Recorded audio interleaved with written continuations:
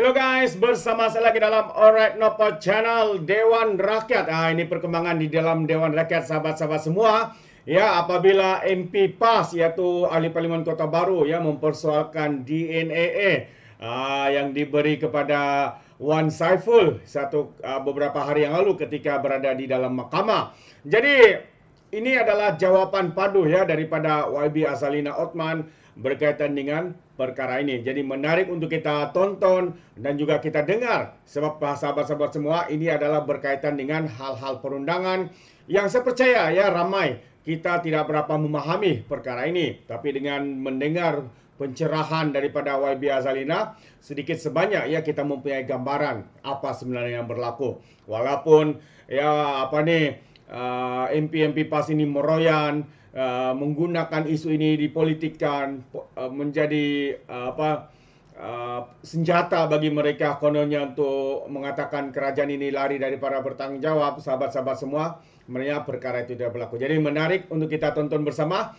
Tanpa buang masa, mari kita dengar pencerahan padu daripada YB Azalina Othman dan juga dua soalan ya daripada MP Damansara dan juga Kota Baru. Itu kerajaan yang mendakwa, YBJK Badan Bebas membela. Silakan Damansara. Terima kasih. Izinkan saya, Speaker. Terima kasih Yang Berhormat Menteri. Yang Berhormat Menteri, saya dengar apa yang disebut di situ sebagai cadangan untuk kerajaan, nombor satu, untuk serap sedikit daripada kos daripada mereka yang perlu mengeluarkan kos untuk membela diri dalam kes-kes yang tertentu. Itu satu. Nombor dua, Yang Berhormat Menteri, sebut berkenaan dengan mungkin kita nak wujud public defender di mana ada badan yang akan melihat kepada aduan yang dibuat bagi pihak mereka yang dituduh dan perkara itu dapat dibawa ke hadapan. Saya nak tanya Yang Berhormat Menteri, bagaimana dengan kes-kes di mana seperti mana saya lazim bangkitkan dalam Dewan Yang Mulia ini, apabila ada salah guna kuasa pada pihak, mungkin pihak penguasa, walaupun saya bagi contoh SPRM kerap kali, laporan-laporan polis dibuat, siasatan juga dibuat oleh anggota polis, mereka buat tugas mereka, fail disediakan, diserahkan kepada pihak AG, tetapi tidak ada tindakan diambil. Apabila ditulis surat, tidak ada jawapan. Kemudian berdolat-dalik, SAG hantar balik kepada polis, polis hantar balik kepada AG, bertahun-tahun berlalu, kemudian kes itu kita lihat dia ni hilang begitu saja. So bagaimana rancangan kerajaan apabila kita ada sebut berkenaan dengan bantu pihak-pihak tertentu ni, terdapat pihak-pihak yang tertindas di luar di situ oleh kerana salah laku yang berlaku. Jadi apakah kerajaan berhasrat untuk mewujudkan satu sistem di mana aduan-aduan tersebut juga akan diambil tindakan dan disegerakan supaya kita dapat mewujudkan kembali confidence dalam sistem yang ada. Saya bangkitkan dalam Dewan Yang Mulia ini Yang Berhormat Menteri berkenaan dengan satu kes yang melibatkan seorang warga daripada China, di mana pihak pegawai-pegawai SPRM masuk ke dalam apartmen beliau, ambil duit lebih kurang RM600,000. Pihak polis mengambil tindakan, mereka tahan pegawai-pegawai SPRM itu. Kemudian wang itu pun dapat mereka perolehi daripada pegawai-pegawai tersebut. Wang itu kemudian dikembalikan oleh mahkamah kerana setuju bahawa tidak ada sebab untuk ambil wang itu. Kes itu pun tak ada tindakan. Jadi kita nak tahu kenapa boleh berlaku sebegitu rupa dan apakah rancangan kerajaan untuk pastikan bila kita sebut defender, kita nak bela ni, kita perlu ada satu sistem yang memang kepada saya sistem yang efektif supaya masalah ini dapat kita selesaikan. Terima kasih Menteri. Yang Berhormat Menteri, saya nak selaras dengan apa yang dibangkitkan oleh Yang Berhormat Damansara tadi. Yang disebut ada kes-kes yang dilaporkan kepada pihak berkuasa, khususnya SPRM. Dibuat siasatan, dibuat interrogation dan juga tangkapan. Tapi tidak ada tindakan. Persoalan saya sebaliknya daripada itu. Ada pula kes-kes yang dibawa oleh SPRM ke mahkamah dalam keadaan terburu-buru, dalam keadaan yang tidak bersedia. Bagi contohnya yang dibawa terhadap Yang Berhormat Tasik Gelugur baru-baru ini. Dah dibawa ke mahkamah. Tiba-tiba DPP minta supaya DNAA dulu kerana charge-nya tidak proper lagi. Kemudian dituduh kembali. Juga kepada pemimpin-pemimpin daripada Perikatan Nasional. dibuat tuduhan apabila dirujuk permohonan untuk mahkamah menilai semula, mahkamah mengatakan bahawa tuduhan itu tidak proper, tidak dalam keadaan yang sebenarnya, yang menyebabkan terpaksa di acquitted and discharged dan sebagainya. Jadi kita nak tahu apakah tindakan kerajaan memastikan sesuatu aduan, komplain berhubung dengan kes-kes jenayah terutamanya rasuah ini diberikan perhatian yang sewajarnya mengikut undang-undang sebelum ianya digunakan kuasa AG di bawah perkara 145 dan sebagainya. Terima kasih. Terima kasih Yang Berhormat.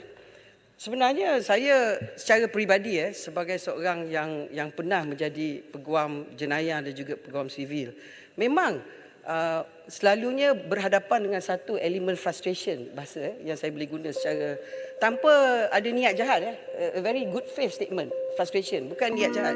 Saya tidak menuduh mana-mana agensi.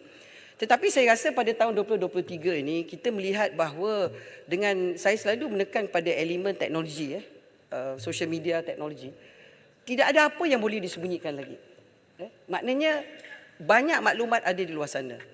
Jadi bererti bahawa dalam negara kita agensi-agensi penguatkuasa mesti menjalankan tugas mereka dengan penuh transparansi dan accountability. Dia tak boleh lagi menganggap bahawa kuasa yang ada tu boleh menjadi satu kuasa yang sewenang-wenangnya. Itu adalah dia punya general premise.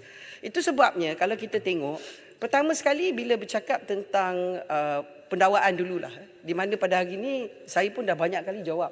Komitmen Kerajaan Madani memang ada kepada elemen pemisahan AG dengan prosecution powers. Memang. Maknanya AG sebagai penasihat undang-undang pada kerajaan dan AG sebagai pendakwa negara. Itu memang committed. Tetapi memakan masa dan jawatan kuasa hak, wakil daripada ahli-ahli, dua-dua pihak memang terlibat dalam empirical study dilakukan. Itu adalah elemen pendakwaan. Jadi bila bercakap tentang elemen agensi kuasa, kita mempunyai badan yang ada. Kita ada AIAC dan kemudian kita ada beberapa elemen, dan kalau kita tengok di polis, kita mempunyai IPCMC yang telah memakan masa yang lama. Tetapi pada hari ini bagi pihak kerajaan, memang kerajaan menyebut tentang kewujudan ombudsman. Dan ombudsman yang disebut ini nak membawa semula isu yang paling utama, adakah EIAC yang wujud memantau semua enforcement agency itu dimasukkan di bawah ombudsman ni, ataupun ombudsman tidak wujud pada premis negara kita. Ini masih dalam perbincangan. Tetapi semasa menunggu keputusan ini untuk dibuat sebagai satu dasar oleh kerajaan pada hari ini, saya melihat bahawa undang-undang yang ada ni memang mencukupi. Sebab itu yang bila kita sebut pada hari ini, kerajaan hari ini ialah kerajaan yang mempunyai penghormatan kepada sistem separation of powers. Sebagai contoh, kuasa judiciary, kuasa mahkamah. Dan semua yang berhadapan dengan tidak kepuasan hati daripada mana pihak, saya tak nak cakap kes yang spesifik sebab subjudis, mereka boleh pergi ke mahkamah hari ini, dan mereka telah pergi kepada mahkamah untuk menuntut hak mereka. Dan hari ini kalau kita baca dalam social media, online news, macam-macam permohonan dibuat. Tidak adanya halangan permohonan itu tidak boleh dibuat. Tetapi saya bercakap permulaan saya tentang bantuan guaman. Bantuan guaman itu kepada mereka yang tak mampu. Terutama sekali kes sivil dan kes jenayah. Kes-kes yang disebut, kata contohnya individu yang punya kewangan yang besar, ataupun badan-badan organisasi yang besar, syarikat yang besar, atas tuduhan rasuah, atas mana-mana tuduhan yang dilakukan, mempunyai kemampuan untuk mencari peguam. Dia tidak boleh mendapat bantuan guaman. Daripada premis percakapan perbahasan saya pada hari ini, permulaan dengan Jabatan Bantuan Guaman dan YBJK. Jadi nak menjawab kepada Kota Baru tu, saya nak beritahu Kota Baru bahawa undang-undang yang ada pada hari ini ialah undang-undang yang sama yang mana bila kerajaan masa PRU14 kerajaan yang sama. Maknanya undang-undang tu undang-undang sama. Tidak adanya pindaan pada undang-undang di segi agensi-agensi yang disebut tadi. The law is the same. The law has been that way. Jadi sekarang ni kalau kita nak buat pada perubahan dan pindaan, perlu kita banyak kajian. Tetapi saya nak menekan di sini bahawa kerajaan tidak lari pada tanggungjawab, kerana pertama sekali ialah kita bercakap tentang Akta Kebebasan Maklumat. Hari ini Kerajaan Madani bercakap tentang Akta Kebebasan Maklumat. Perlunya pindaan dilakukan. Tetapi mungkin tak sempat pada tahun ini, mungkin insya-Allah pada tahun depan. Dan Akta Kebebasan Maklumat ini sangat penting kerana perlu dilihat sekali dengan Akta Rahsia Rasmi 1972. Jadi perlunya satu balancing act di mana Akta Rahsia Rasmi kemungkinan dipindah supaya Akta Pemberi Maklumat mempunyai skop yang lebih luas. Jadi itu semua kata orang dalam bahasa orang putih building blocks. Jadi kita tidak boleh hanya datang ke parlimen membuat pindaan sewenang-wenangnya tanpa membuatkan libat urus bukan saja dengan ahli-ahli politik ataupun wakil rakyat di sini dua-dua blok, tetapi juga pada agensi-agensi terlibat yang akan melaksanakan perkara tersebut. Tetapi dialog tersebut, perbincangan tersebut, percakapan tersebut disebut oleh kerajaan Perpaduan Madani oleh Yang Amat Berhormat Perdana Menteri ke-10. We are not keeping quiet about it. Kita bercakap. Sebab kita mempunyai kesedaran perlunya satu perubahan di segi landscape kita. Dan apa gunanya nak bercakap tentang contohnya mempunyai undang-undang yang begitu ketat kalau Akta Kebebasan Maklumat tidak memberi perlindungan yang sepenuhnya kepada pemberi maklumat. Jadi siapa yang nak report?